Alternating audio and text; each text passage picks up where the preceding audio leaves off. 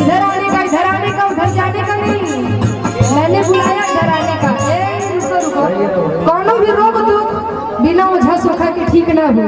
कैसे ओझा जी जब वही है तब भी काम हो। कैसे ओझा चाहे सोझा की असोझा बुलाएगा, ओझा चाहे सोझा की असोझा बुलाएगा। अब कोई सुन बीमारी हम तो निभाएगा, कोई सुन बीमारी हम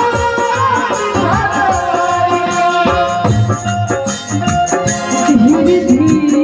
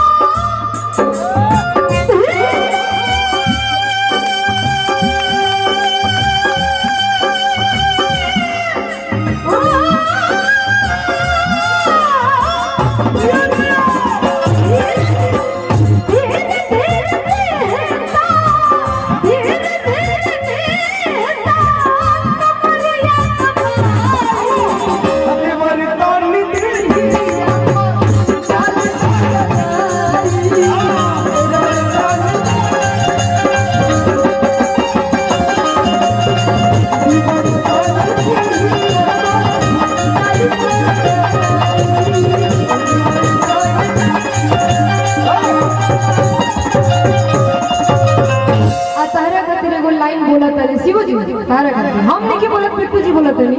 कैसे अरे केहू की मान रहे नहीं अपना बस में, तहर सोना हो सिंगार सजन सुरहे बरस में। हुस्न के जादू अदा के मंत्र तो हम चलवने मारे, तो भगवान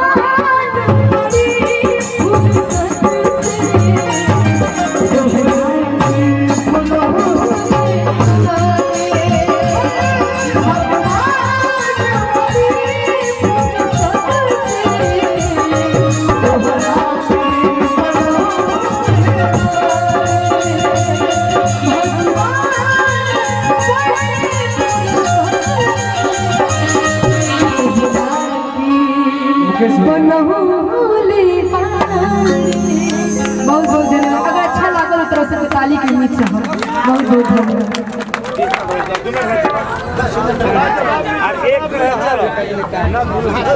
हेलो हेलो हेलो, वाह वाह वाह, ये तो जोड़ी की अरदास कर दिया। अच्छा लगा तो ताली बजा दीजिए। ये दो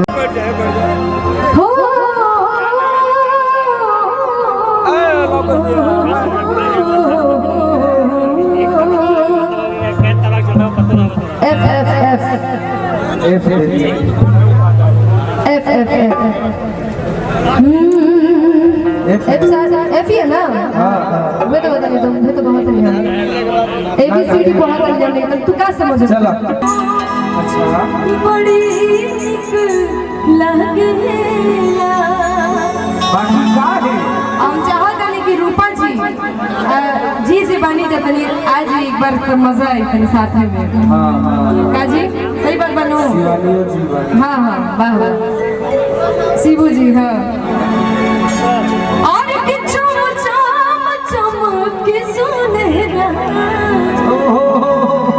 बड़ी निक लागेला।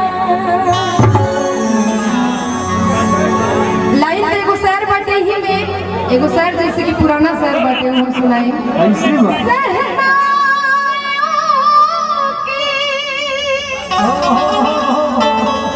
क्या बात है, क्या बात है। सदा कह रहे हैं खुशी की मुबारक घड़ी आ गई है।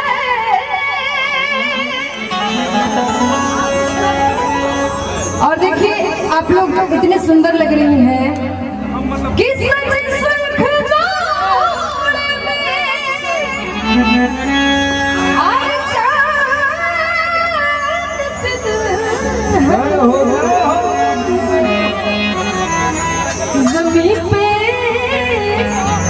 फलक से परियां हैं। लेकिन एक गीत हो गल बात